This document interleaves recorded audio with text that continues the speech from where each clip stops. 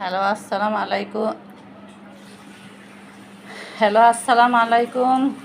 আজকে বাগানে গেলাম, তো বাগান থেকে কিছু তরকারি হারভেস্ট করে নিয়ে আসলাম।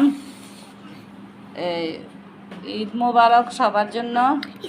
আমি ভালো আছি, আপনারাও আমি আলহামদুলিল্লাহ ভালো আছি, আপনারাও ভালো আছেন। তো বাগানে গেলাম, যে দেখলাম অনেকগুলি ঢেঁড়স হয়ে আছে আর কয়েকটা বরবটি, তো নিয়ে আসলাম বাগানের। কালকে ঈদের ঝামেলা, বাগানে যাইতে পারি নাই। বাগানে গাছগুলো অনেক শুকিয়েছিল, সকালবেলা সব গাছে পানি দিয়ে গাছের অনেক পরিচর্যা করে তারপরে ঢেঁড়স আর বরবটি হারভেস্ট করে নিয়ে আসলাম। তো বাগানে করি নেই, বাসায় নিয়ে আসছি। তো এই বাসায় এগুলি ভিডিও করে দিলাম।